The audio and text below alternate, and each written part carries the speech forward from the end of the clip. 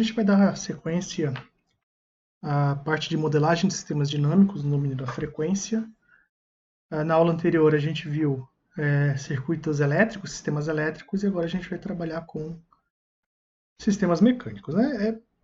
De forma simples, é bem similar a sistemas elétricos, só muda que a gente agora usa as leis de Newton, né? Aquela em que o somatório das forças é igual a zero. No translacional e no rotacional, o somatório do torque, vamos dizer no sistema fechado, é igual a zero. Sistemas mecânicos, tais quais sistemas elétricos, são muito intuitivos para a gente modelar, né? Uma vez que a gente utiliza as leis de Newton. As leis de Newton é bem tranquilo de se trabalhar. Você já deve ter visto isso lá em Física 1 ou alguma outra disciplina, mecânica estática, talvez mecânica dinâmica, quem fez essa disciplina, né?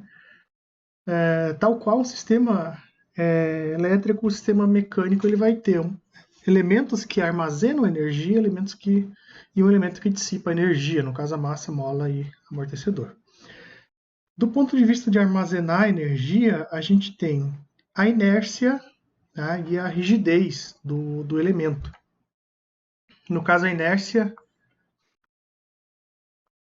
seria uma força, o torque necessário para tirar o corpo do repouso, né? Ou seja, acelerar o corpo, né? Enquanto ele está se movendo, ele armazena uma energia em forma de movimento, mas para você mudar essa velocidade dele, você vai ter que trabalhar na aceleração, né? Então a gente tem que aplicar uma força para estar mudando a aceleração dele, ou seja, variar a sua velocidade. A parte da rigidez é a característica que os objetos têm, que os elementos mecânicos têm de se deformar quando você aplica uma força ou um torque. Mais conhecido objeto que a gente vai trabalhar seria uma mola, né? O efeito da mola. A mola você aplica uma força, ela comprime. Enquanto esse objeto está comprimido, ou seja, você aplica uma força, dependendo das características mecânicas dele, ele vai sofrer uma deformação. Enquanto ele está deformado, ele está armazenando a energia em forma de deslocamento, enquanto a inércia armazena como velocidade. Você retira essa força, ele então libera essa energia que estava armazenada, né? Então a mola, se você mantém a mola comprimida, né, ela então comprimento X, você deformou ela um certo valor, dependendo da característica, né? No caso da mola é a constante de mola, se for uma parede, por exemplo, você empurra uma parede, dependendo das características como o módulo de elasticidade, né, ela vai sofrer uma deformação. Você retira essa força, a parede volta à sua forma original.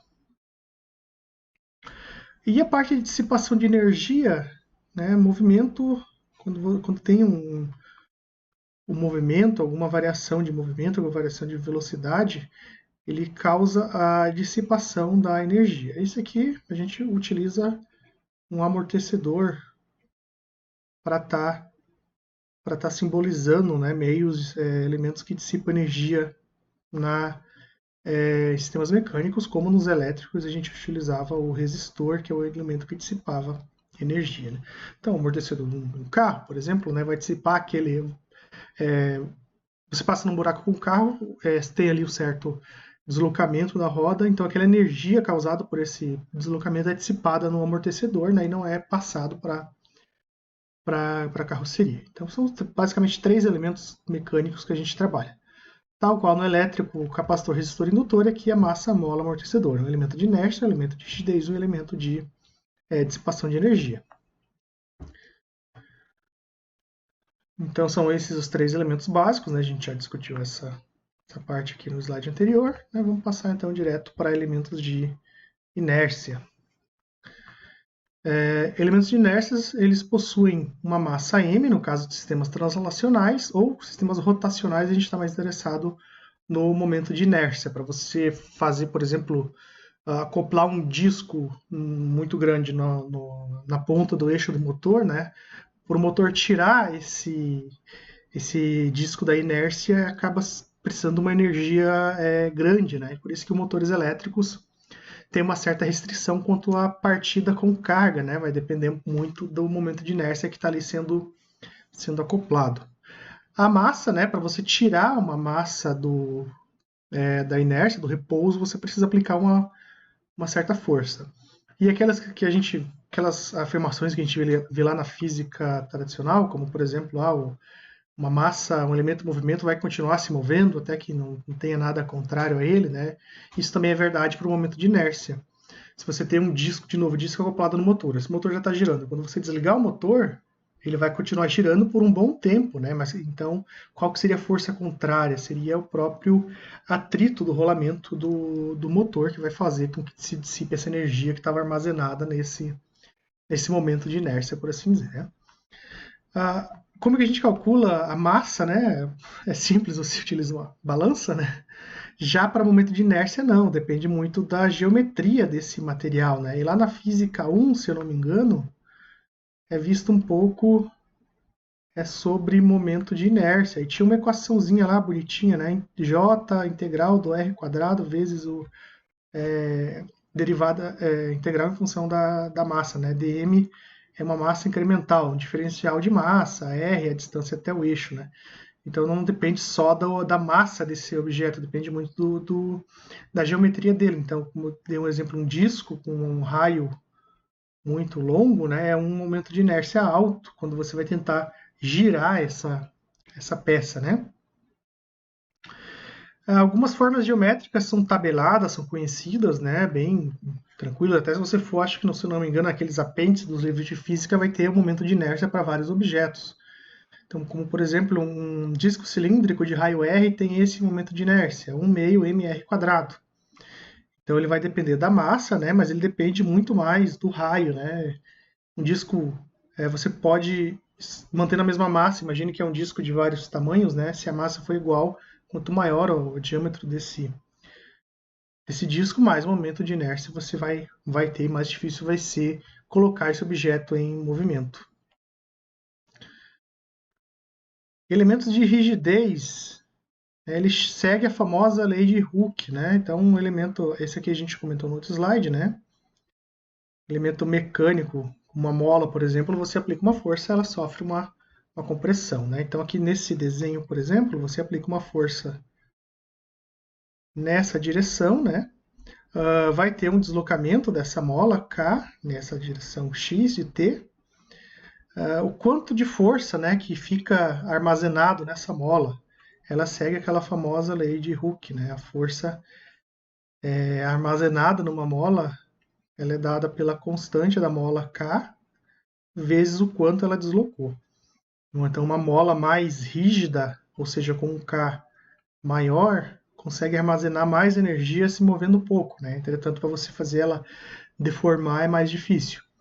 E como eu comentei, não necessariamente você tem um elemento mola. Às vezes a própria deformação mecânica que uma peça sofre já é um efeito mola, né? A unidade dele é K dividido por M, né?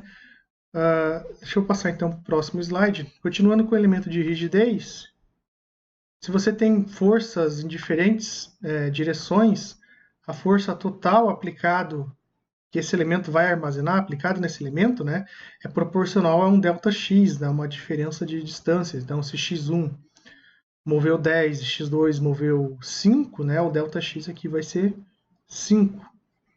Então, quando você tem ela engastada em mais de 2 pontos de apoio, né, quando ela não está quando ela não está engastada num ponto fixo, no ponto que se move, né? Você pode ter uma massa aqui, você pode ter outra massa aqui, então esses 2 pontos eles são móveis. Então qual que é a força total da mola vai depender dos dois elementos. Deixa eu fazer um paralelo com circuitos elétricos, né? Circuitos elétricos você tem ali, por exemplo, o resistor, né? Resistor R. Qual que é a queda de tensão no resistor? A queda de tensão do resistor é a corrente que circula nesse resistor vezes a resistência dele, né? Agora, quando eu tenho duas correntes, por exemplo, uma corrente nessa direção e outra corrente nessa direção, essa corrente é de 3 A, essa corrente é de 5 A, agora a nossa tensão do resistor, ela é a diferença, vamos colocar aí 1 menos I2 vezes a resistência R, né? Então, de forma similar aqui com a nossa mola. E o mesmo vale para outros elementos, né, como o amortecedor. No caso de elementos que rotacionam, elementos rotacionais, geralmente a gente não tem, elementos translacionais, a gente tem, por exemplo, o amortecedor, a mola do carro, né? Um elemento massa-mola amortecedor de um veículo já já tem ali o elemento mola, né? Elementos que giram, né, rotacionais, não é tão comum a gente ter um efeito mola. Entretanto, né, esse eixo, vamos pegar, por exemplo, um eixo do motor, quando você aplica um torque nessa direção, ele vai responder com torque na direção contrária. Essa peça vai sofrer uma torção, né? Então, se inicialmente você tinha esses dois pontos perfeitamente alinhados, né? Você teve dois pontos perfeitamente alinhados. Quando você aplicar um torque, ele vai sofrer um pequeno deslocamento, né? E aqui vai fazer um ângulo θ. O quanto ele deformou vai ser dado por esse ângulo θ, né? Então, nesse caso, o torque armazenado nessa peça vai ser a constante vezes a variação do ângulo θ, que é o quanto ele deformou. Você pode simplificar, dizer que é uma peça, você está modelando um motor elétrico, dizer que esse rolamento, que esse eixo, né, do rotor, ele é extremamente rígido, então ele não deforma. Aí você pode tirar esse efeito da tua modelagem, né? Tal qual circuitos elétricos, né, a gente um ponto importante é que esses elementos eles não necessariamente são eles não necessariamente são fontes físicas, né? Não é que ali eu vou ter uma mola, não é que aqui eu vou ter um amortecedor. Mas quando a gente constrói o diagrama para poder fazer a modelagem, a gente utiliza essas representações, né? Da mesma forma, circuitos elétricos, tudo que dissipa energia, a gente coloca um resistor, mas não é que você vai ter aquele resistor, né? Aquele resistor bonitinho que você tem lá, de 0,25 watt, com aquele faixa de cores, né? Não é que você tem um elemento resistor desse, mas aqui está sendo representado a dissipação de energia, né? Ainda com elementos de rigidez, né? Aqui é só para mostrar que pode ser calculado de acordo com as características geométricas da peça, né? Então, uma mola espiralada possui essa seguinte constante, né?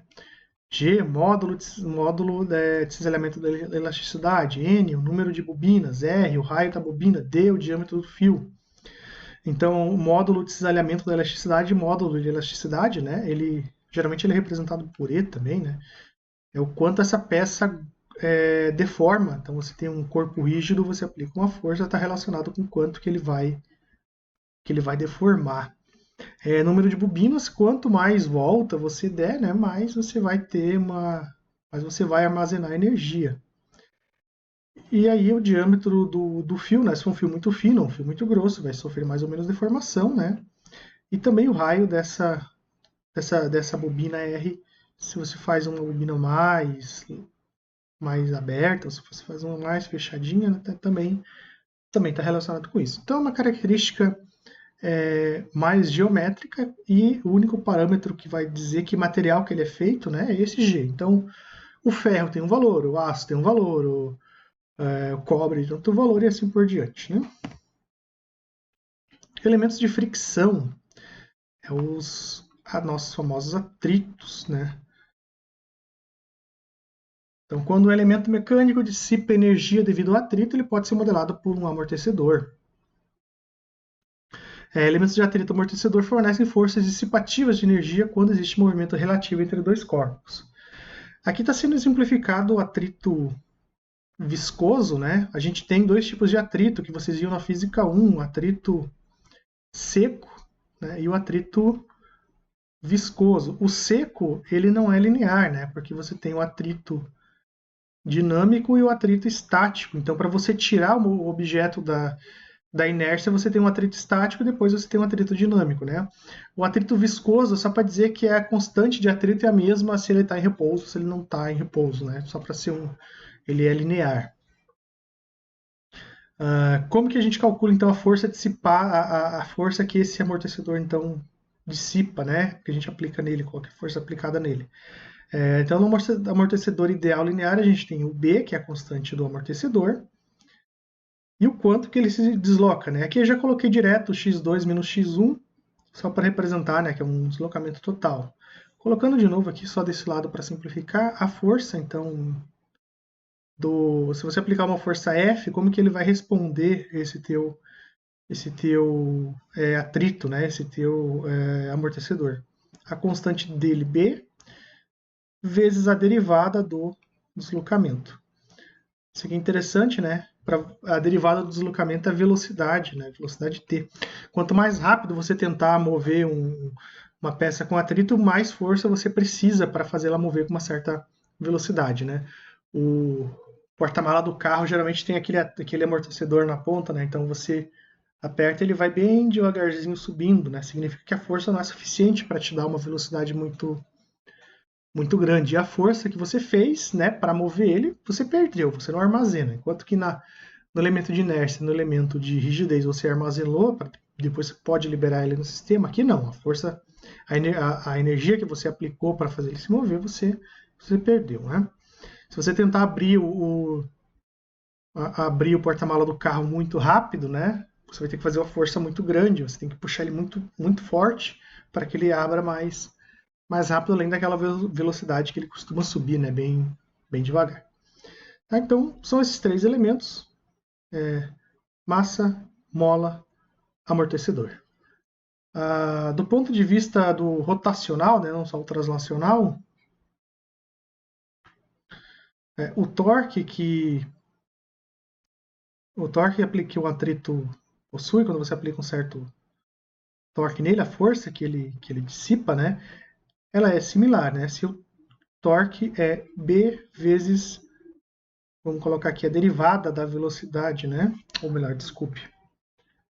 Aqui já está derivado, né? Então é torque vezes velocidade. Aqui é só se eu tivesse um ômega 1 e um ômega 2, né? Dois elementos que giram uma certa... Um lado está girando mais rápido que o outro. Geralmente, no caso do motor, ele está girando sempre numa mesma velocidade, né? Se eu colocando o equivalente a deslocamento por rotacional, é a derivada da variação angular. Quanto mais o ângulo está variando, mais ele está dissipando energia. Então, o rolamento do motor, ele tem um atrito, né, quando ele vai girando numa certa velocidade. Aqui imagine um rolamento visto de frente, né? Então ele vai, se o motor está girando com a mesma velocidade ômega, ele está dissipando sempre a mesma energia. Isso independe se ele está em repouso ou se ele já está em regime permanente na velocidade, já que a gente está considerando um atrito viscoso, né, um atrito linear.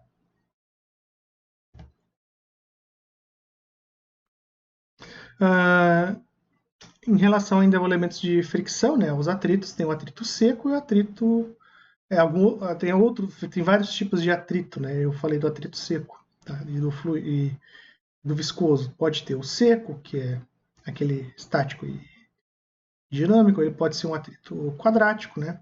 Então, quando a gente fala em atrito viscoso, a gente está falando em atrito linear. Tá? Você pode linearizar ele depois, mas é outro assunto. Mas, no princípio, a gente vai considerar tudo linear. Visto essas leis de elementos físicos, a gente vai passar então, né, para a modelagem de sistemas mecânicos translacionais. Os rotacionais a gente não costuma trabalhar muito, mas é só seguir a mesma ideia, né? Você vai ter do translacional, você tem massa, você tem a mola, você tem o amortecedor. No rotacional, em vez da massa, você tem um momento de inércia, J. A mola é aquela torção, também às vezes é representado como uma mola, vamos colocar como torção. E o atrito, né, pode ser também fica da mesma maneira. A diferença é que aqui a gente trabalha com torque, deslocamento angular, velocidade angular. Aqui a gente trabalha com força, um deslocamento x de t, uma velocidade v de t, pode ter uma aceleração, né, a de t. Então, essa basicamente as duas diferenças, os elementos que você trabalha e as grandezas, né? Mas a forma de você escrever as leis de Newton é a mesma, né? Então, o torque está associado com a força, deslocamento angular, deslocamento linear, ômega está relacionado à velocidade angular com velocidade linear. Essa tabela aqui eu tirei do livro do Nise, né? É o livro que a gente está usando como base, né? Que mostra as relações do elemento que a gente tem, do componente, a relação força-velocidade, força-deslocamento, também um elemento aqui dado de impedância mecânica, né? Então a mola, a força da mola, se você está interessado com velocidade, é a integral da velocidade. Relacionado com deslocamento é constante da mola vezes o x de t, que é o deslocamento. O atrito depende da velocidade, então é a força do atrito, a constante do atrito. Aqui ele está chamando FV, ali no slide anterior a gente chamou de B, né? Mas é o FV ou B vezes a velocidade, ou vezes a derivada do deslocamento. Massa, né? Qual que é a força da massa? A gente costuma dizer que a massa é força igual a massa vezes a aceleração, né? Ou seja, massa vezes a derivada da velocidade ou massa vezes a derivada segunda do deslocamento. Então, tranquilo, são leis de físicas aí, física bem conhecidas, que vocês trabalham aí desde a física 1, né? Então a gente vai modelar um sisteminha mecânico, né? O objetivo aqui também é obter a função de transferência, tal qual sistemas elétricos. É interessante dizer quem é a entrada e quem é a saída. Então, quem é a saída, no caso aqui, a saída é o meu... Estou confundindo aqui, deixa eu só apagar então de novo. A saída é o x de t e o meu f é a minha entrada, certo? Tem várias formas de você fazer isso. A forma mais simples é a gente fazer o famoso diagrama de corpo livre, né? Que é colocar as setinhas de força para que lado cada uma está apontando, né? Lembrar sempre fazer o paralelo com os circuitos elétricos, né? Circuitos elétricos, a soma da tensão do circuito fechado é zero. Sistema mecânico, a soma das forças tem que ser igual a zero. Então vamos fazer um diagrama de corpo livre aqui da nossa massa, né? Vou colocar uma bolinha preta. Tá? Então eu estou aplicando uma força nessa direção, está aqui um F de t, e os outros elementos vão responder com forças contrárias. Perceba que aqui eu tenho uma parede, então a gente diz que aqui está engastado, né? Significa o quê? Que esse ponto, né, ele não se move, ou seja, isso aqui pode ser considerado o nosso x0, que esse ponto de referência ele nunca vai se mover, independente do que aconteça aqui do outro lado, né? Então, se essa massa ela vai se movendo para cá ou para lá, essa minha parede ela não se move, né? O nosso engaste. Paralelo com circuitos elétricos, esse aqui é o nosso ground, o nosso GND, o nosso zero, né? Perfeito? Então vamos colocar primeiro agora o somatório de forças, né? Então eu vou colocar a força na direção que a gente está aplicando. Os elementos agora vão responder com forças contrárias. Então, a força da massa nessa direção, a gente está interessado então no deslocamento, é massa vezes a derivada segunda do deslocamento. Também nessa direção eu tenho o nosso amortecedor. Aqui ele está chamando FV. Eu não gosto muito do FV, eu vou colocar B. FV confunde com a força ali, né? Então B vezes a derivada primeira do deslocamento. Já esse outro cara aqui, a minha mola, é K, constante da mola, vezes o deslocamento. Então agora a gente faz somatório de forças é igual a zero, ou somatório de forças do que puxa para a esquerda é igual ao que puxa para a direita, né? Continuando então, massa vezes derivada segunda, mais constante do amortecedor vezes derivada primeira, mais constante da mola vezes o deslocamento é igual a força aplicada. Transformada de Laplace direto, né? F de t, transformada de Laplace, fica F de s. X, o nosso x de t, o nosso deslocamento, é o meu x de s. Já vou colocar ele em evidência nessa equação, eu vou ficar então x de s, que multiplica derivada segunda, s² vezes a minha massa, mais s vezes a constante do amortecedor, né? Mais o K, que é a constante da mola, tem que ser igual a F de S. Então, daqui, obteve essa equação, né? Obteve essa primeira equação aqui, que é a equação diferencial que descreve o sistema, aí é que a gente veio fazendo lá nos exemplos anteriores de circuitos elétricos. Transformada de Laplace, né? E agora é só isolar x de S por F de S. Então, eu tenho aqui x de S, F de S, 1 dividido por s² vezes m, mais s vezes b, mais k. Então, esse é o nosso a nossa função de transferência desse sisteminha massa-mola. Aqui está só a resolução, vou passar rapidamente, né? Então, diagrama do corpo livre, somatório de forças igual a zero, equação diferencial, transformada de Laplace, chega então na nossa equação que descreve o sistema. Aqui na linha de baixo, você só dividiu tudo por m, né, para manter o s quadrado sozinho. Mas é o mesmo que a gente tinha obtido anteriormente, né, essa expressão aqui. Perfeito? Tranquilo, né? Sistema mecânico. Só lembrar que o sistema elétrico é bem parecido. Somatório de força igual a zero, somatório de tensões igual a zero. Um exemplo agora um pouquinho mais, deixa eu ver se tem a solução. Esse aqui eu não coloquei. Deixa eu ver só se eu coloquei a solução.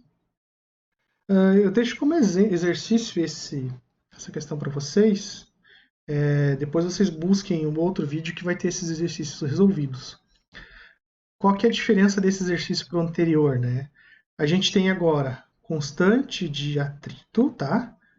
Ou seja, essa massa ela não está mais flutuando igual a anterior, ela está encostada no chão. E entre o chão e a massa vai ter um atrito, né? E o atrito a gente modela ele como um amortecedor. Então, o atrito FV1, atrito FV2, tá? A força desses outros elementos, o FV3 e o K2, ela vai depender agora da diferença do X1 e do X2, né? Quando você está modelando a massa 1 e quando você está modelando a massa 2, do X2 menos o X1. Eu deixo esse exercício então para vocês fazerem na sequência. Como eu não vou fazer ele agora, porque depois eu vou ter vídeo só sobre exercício, onde vocês podem estar resolvendo ele. Eu acho que aqui está a sequência dessa resolução, só que de uma forma mais direta. Então vamos pegar só essas. Aqui ele está usando o conceito de impedâncias, tá? Então vamos só acompanhar o que a gente está fazendo aqui. Tem os elementos, né? Então cada elemento tem a sua respectiva impedância. A ideia aqui é que a gente modele direto no domínio da frequência e não levante a equação diferencial. Quando você tem duas massas, a gente vai ter que ter a equação para o x1 e a equação para o x2 de t. É como se você tivesse um circuito com duas malhas e você encontrasse corrente 1 e corrente 2. A ideia para a gente fazer essa modelagem, né, vamos começando pela massa 1, é que você pegue, né, o deslocamento, na massa 1 eu tenho o deslocamento x1. Então você vai pegar o x1 de S e vai multiplicar tudo que está pendurado no x1. Então o que está pendurado no x1? Está pendurado a massa e a força da massa derivada segunda, S² vezes m. Mais os atritos são derivadas primeiras. Então eu tenho aqui o atrito FV1 e o atrito FV3. Então, mais S, que multiplica FV1, mais FV2. Agora as molas, K1 mais K2. Então essa seria a equação do x1 menos o x2, e aí você faz a mesma coisa. Tudo que está entre x1 e x2 é o FV3, então eu vou colocar aqui S vezes FV3 mais K2.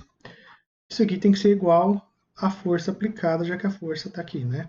Então, na sequência tem esse exemplo resolvido de maneira mais simples, só que aqui ele inclui o conceito de impedância mecânica, né? Então, a impedância da massa é ms², a impedância da mola é o próprio K, e a impedância do amortecedor é a constante do amortecedor vezes a derivada primeira. Então, a força de cada elemento, já no domínio da frequência, é a impedância desse elemento vezes o deslocamento no domínio S. Então, a gente tem aqui, para a massa M1, fazendo o diagrama do corpo livre. Eu não sou muito fã de fazer diagrama do corpo livre, eu gosto de fazer logo direto, né? Então, a gente tem a força que está sendo aplicada, tá? Na direção contrária, todos os elementos que estão acoplados aqui na massa 1, então tem a força do K1, a força do FV1, que seria o atrito, se não me engano. A massa S² x1, né, que é a força da massa, eu ainda tenho, puxando nessa direção, o amortecedor entre x2 e x1, e ainda nessa direção eu tenho a constante de mola K2. a força, né, os elementos entre M1 e M2 vai estar relacionado com o deslocamento x2, eles vão puxar no sentido contrário, né? Então, resumindo, como que a gente vai colocar esses elementos? No caso das constantes de molas, eu somo K1 e K2, eu somo aqui os atritos, derivada segunda das massas. Puxando na direção contrária, eu tenho aqui o K2x2, o amortecedor, né, o FV3 vezes SK2. Então veja que eu vou fazer esses elementos menos esses, tem que ser igual à força aplicada. Então aqui embaixo a gente coloca então essa equação, né? Aqui embaixo. Massa 1, derivada segunda.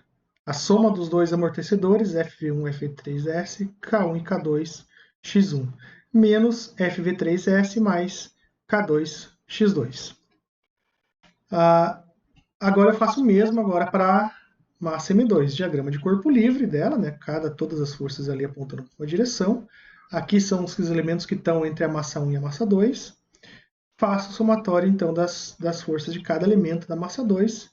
Chego, então, para a equação de movimento muito similar à outra, né? Só que agora eu tenho menos FV3 mais K2x1 e aqui todos os demais elementos que estão pendurados ali no nossa massa 2. Eu gosto de fazer um pouco mais direto, né? Vocês perceberam aqui. Né? Vou fazer de novo de forma bem direta. Quando você modela a massa 1, tá? Na hora que você vai escrever as equações, você coloca sempre a massa 1 positiva e tudo que está entre massa 1 e massa 2 negativo, tá? Então, vou fazer aqui de novo para a massa 1. Então, a massa 1 é o deslocamento x1 de S. Tudo que está pendurado na massa 1 vai vir com sinal positivo. Todos os outros deslocamentos, né, o x2, se eu tivesse uma terceira massa x3, vem com sinal negativo. Então, eu vou começar pela derivada segunda. É o próprio S quadrado, né, x1, desculpe. S quadrado M1. Quais são os termos de derivada primeira? São os amortecedores. Então, eu tenho um amortecedor FV3, tá? Aqui. E tenho o FV1, que ele também funciona como amortecedor, né? O atrito é modelado como um amortecedor. Então, a soma F... Deixa eu fazer aqui de preto, para não fugir do padrão. Então, FV1 mais FV2, certo? Eu ainda vou somar agora os elementos que não têm derivada, que seriam as molas, né? Onde que eu tenho mola? Eu tenho aqui a mola K1 e tenho a mola K2. K1 mais K2. O X2, ele vem com sinal negativo, X2 de S. E ele multiplica tudo que está entre X1 e X2. Quem está entre X1 e X2? Derivada primeira é o FV3, então vai ser S que multiplica FV3. Sem derivada eu tenho só o K2. Sem derivada eu tenho só o K2. Isso aqui é igual à força aplicada. No caso, eu tenho uma força aplicada, né? A força está aplicada aqui na massa 1. Mais F de S. M2 eu vou fazer em azul. Para a massa M2 é o seguinte, você vai seguir a mesma ideia. Tudo que está pendurado na massa 2 é o nosso X2 de S. Eu vou colocar aqui desse lado, e tudo que tiver entre massa 2 e massa 1 vem com sinal negativo. Então, a massa 2, o que está pendurado na massa 2? Com derivada segunda, eu tenho S quadrado vezes massa 2. O termo com derivada primeira são os amortecedores, ou atritos, né? Eu tenho o FV2 e o FV3. Então, eu vou somar FV2 mais FV3. Termos sem derivadas é só o K3 e o K2.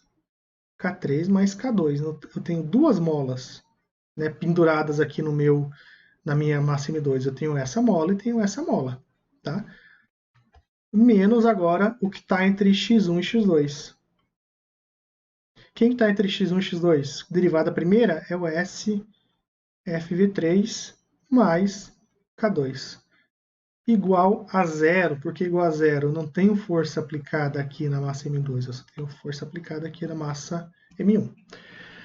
Se vocês lembrarem da modelagem de circuitos elétricos com duas malhas, a ideia é a mesma, né? Você faz uma malha, você faz outra malha. Os elementos, a queda de tensão entre os dois elementos, desculpe, a queda de tensão entre elementos que estão tanto na malha 1 quanto na malha 2 é a diferença das correntes. Então, quando você modela um circuito, deixa eu colocar aqui um circuitinho bem simples. Vamos colocar um resistor aqui. E aqui eu tenho duas malhas, né? Aqui o resistor R. Quando você está modelando a corrente I1, tá? Qual que é a queda de tensão? Aqui o I1, deixa eu colocar o I2 também, né? I2. Qual que é a queda de tensão do resistor quando você modela a corrente I1? Né? Você faz resistor vezes I1 menos I2. Tá? Então, quando você está modelando a massa M1, você está modelando aqui a massa M1, qual que é a força desse amortecedor quando você modela a massa M1? Ela vale M1 vezes a derivada do X1 menos X2. Tá? Agora, quando você vai modelar a corrente I2, aí você considera que a queda de tensão no resistor vale I2 menos I1. Então, quando você modela a massa M2, você vai considerar que esse mesmo amortecedor, eu coloquei aqui, deixa eu só corrigir esse sinal que não é massa, né? Esse sinal aqui vale, vamos colocar aqui FV3. Então, vale F, a constante amortecedor, vezes X1 menos X2. Quando você vai modelar a massa 2, FV3 que multiplica a derivada do X2 menos X1. Você inverte, né, essa queda de tensão. Então são duas formas de ver. Uma é fazendo diagrama de corpo livre, que no final a gente está fazendo isso, né, nos dois casos. E o jeito que eu prefiro mais é fazer uma conta que seria mais ou menos assim, se a gente pudesse colocar de forma simples, né? Então, quando você está modelando a massa 1, é o X1 que multiplica tudo que está, vamos colocar assim, pendurado na massa 1. Né? Tudo que está pendurado na massa 1. Então, é S quadrado M1 e assim por diante. Menos X2, o que está entre M1 e M2. Né? Quando você vai modelar a massa 2, a ideia é a mesma. Né? Menos X1, tudo que tiver entre M2 e M1, mais o X2, tudo que tiver pendurado no M2. Aí igual a força aplicada, igual a força aplicada. Se não tem força, é zero. Então você observe que é o que a gente chega nessa expressão. Só que agora a gente precisa, né, obter, na verdade, ele pede o... Deixa eu só lembrar quem que ele pediu no exercício, x2 por f, né? Então você precisa obter o x2 por f. Duas equações, duas incógnitas, né? Aí você tem que trabalhar um pouco isolar uma variável, colocar na outra, né? Aqui foi feito por matriz, né? Então a gente encontra aqui o x2 por f de s é o FV3S mais K2 dividido por o delta, e o delta é o determinante dessa matriz, né? Que é os coeficientes das duas equações que a gente obteve, né? Lembra que isso aqui tudo estava multiplicando x1, isso aqui tudo multiplicava x2, aqui tudo multiplica x1, aqui multiplica x2, né? Você faz o determinante para obter o denominador. Então, elementos mecânicos também é muito, muito simples, né? Só fazer alguns exercícios, vocês vão ver que é bem tranquilo de se modelar isso, né? Basta treinar um pouco, né? Deixa eu ver se esse exercício aqui tem... Aqui são só alguns exercícios que eu sugiro. Eu só vou ver se esse exercício tem resolução, né? Ele tem aqui uma resolução. Então, vamos tentar escrever as equações de movimento. Quando ele pede para escrever as equações de movimento, é para você escrever o x1, x2, x3, né? Aqui você tem 3 massas e não mais 2. Então, a gente vai fazer o seguinte, né? Vai fazer assim, o x1 é positivo para a equação 1, né? E tudo que tiver pendurado no x1. Menos x2, tudo que tiver entre x1 e x2. Menos x3, tudo que tiver entre x3 e x1. Eu vou escrever a equação do x1, tá? E aí nas outras a gente segue a mesma ideia. Então, para a equação de movimento x1 de S, eu vou colocar aqui, ó, x1 de S, que vai multiplicar tudo que está pendurado na minha massa 1. Quem é que está na minha massa 1? Na minha massa 1 eu tenho S quadrado M1, né? A massa é simplesmente ele mesmo, não tem uma diferença. Elementos com derivada primeira. Eu tenho aqui a constante de amortecedor FV3 e a constante de amortecedor FV1. Então, mais S que multiplica FV1 mais FV3. Sem derivada, eu tenho K1 e tenho K2. Então, K1 mais K2. Agora, os outros deslocamentos eu venho aqui como negativo. x2. O que eu tenho entre x2 e m1? Entre m1 e m2, né, que aqui eu tenho simplesmente a mola K2. Então, eu vou colocar aqui só o K2. Terminou, né? Entre x3 e x1, eu tenho esse atrito FV3. Então, S vezes FV3. Lembra que o atrito sempre tem derivada primeiro. Igual a força aplicada. A força aplicada é no M2, então é igual a zero. Um comentário aqui com esse atrito, né? Quando o atrito, no caso o FV1, está aqui no chão, o atrito é o próprio proporcional à derivada do deslocamento x1. Quando é um atrito, como o caso esse FV3, que está entre a massa M1 e a massa M2, aí você tem um deslocamento relativo, né? Quanto que a massa M1 se move em relação à massa M3. Então, o atrito acaba sendo, se a gente fosse colocar de forma direta, né? Então, um FV3 que multiplica a derivada no tempo, né? Derivada do x1 de t menos x3 de t, dt. Então, depende aqui desse delta t. Quando tem o atrito está entre duas massas, dois pontos que se movem, né? No caso do FV4 vai ser a mesma coisa, só que agora vai ser M3 e M2. Então segue essa ideia para todas as três equações de movimento. Então aqui o da massa 1, que foi o que a gente tinha feito, né? A massa 1 vezes aqui, ó, x1, x2, esse aqui é o x3. Massa 2, massa 2 eu comecei aqui por ordem, né? x1. Então quem é que está na massa 2? Tudo que está na massa 2 é positivo.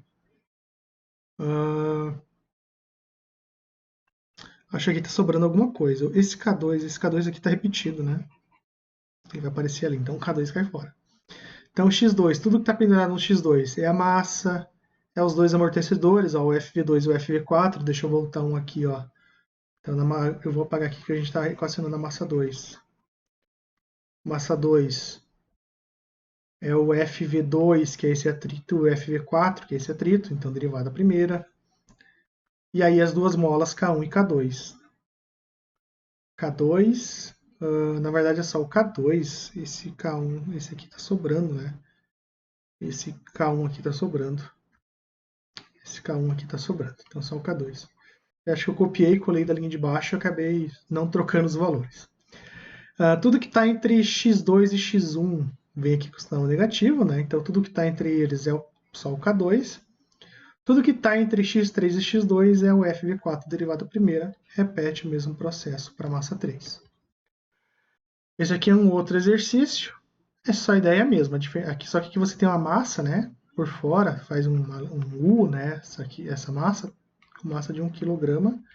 E ele está se movendo e dentro dele tem uma outra massa. Tá? Então, a ideia é obter, né, esse modelo. Esse exercício, então, eu deixo para vocês fazerem, né? Depois, naqueles slides de exercício, eu vou resolver essa questão novamente, eu vou resolver essa questão e mais algumas do livro. Sistemas mecânicos rotacionais, eu vou passar muito brevemente por sistemas mecânicos rotacionais, porque entendendo translacional, sabe o rotacional, talvez a gente vai ficar com foco maior no translacional. A ideia é a mesma do translacional. Agora você tem então a mola, amortecedor e o momento de inércia. A gente já discutiu o que é cada um desses três itens, né? Ao invés de ter força, eu vou ter torque. Ao invés de ter velocidade linear, eu tenho velocidade angular. Ao invés de ter deslocamento linear, eu tenho ômega de t, θ de t, que seria o deslocamento angular, não mais o deslocamento linear. E a ideia é a mesma, né? Massa, mola, amortecedor. Então a gente vai modelar esse sisteminha, né? A função de transferência θ2 por T de S.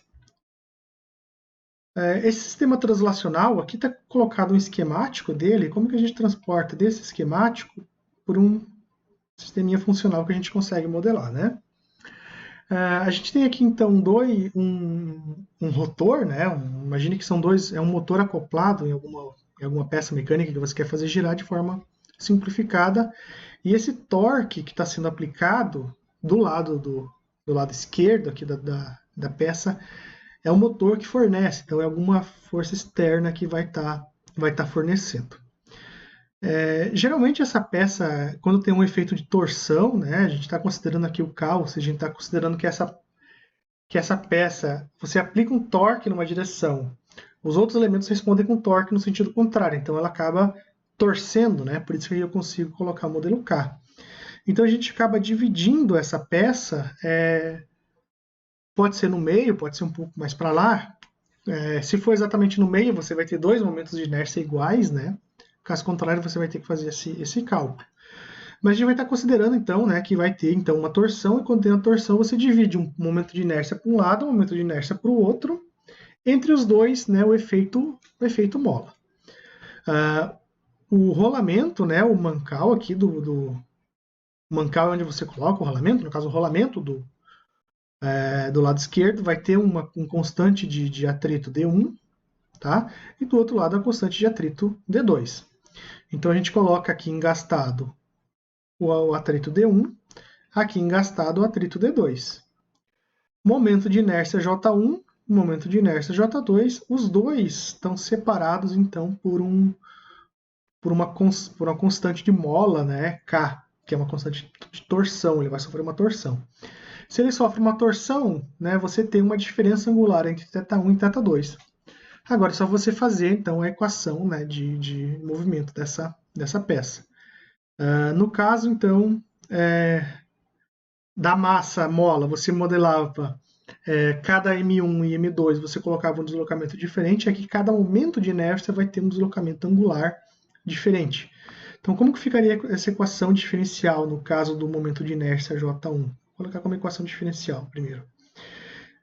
Você tem, então, o J1, que multiplica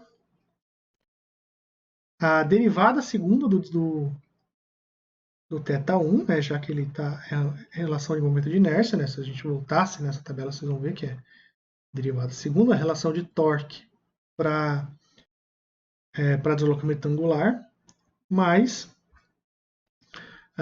esse amortecedor D1, esse atrito D1, no caso, a força dele é a constante do atrito vezes a derivada primeira do deslocamento. Mas, agora, a constante de mola K. Qual que é a força, então, dessa constante de mola? Você tem um θ1 girando para um lado e um θ2 girando para o mesmo lado. Então, é a diferença entre esses dois, né? Se um roda 10 e o outro roda 20, o que importa, então, é o 10, que é a diferença dos dois. Né? Então, θ1 menos θ2 é igual ao torque que está sendo aplicado nessa peça. E aí você faz a mesma coisa para massa 2, levanta a transformada de Laplace e a função de transferência. Então aqui já está colocado de forma direta as duas equações, né? A equação do J1, que foi aquela que a gente levantou já direto em Laplace, então você vê aqui uma derivada segunda, uma derivada primeira e a própria constante de mola, e aqui a constante de mola vezes o θ2. Para o J2 é a mesma ideia, né? Aqui a gente igualou a zero, que ele não tem torque aplicado. Você tem ali, então, duas equações e você quer isolar o θ2. Aí você trabalha com essa álgebra, né? Você vai chegar aqui, a função de transferência vale K dividido por delta. Aí o delta é o determinante dessa matriz com esses coeficientes. Com esse primeiro coeficiente, esse segundo coeficiente menos K, esse outro coeficiente menos K e esse outro coeficiente aqui grande, né? Só isolar a matriz aqui, já matemática não tem mais mistério. Você vai encontrar, então, a tua função de transferência. Então, sistemas mecânicos rotacionais são bem tranquilos, não tem muito que a gente trabalhar, é bem similar ao translacional.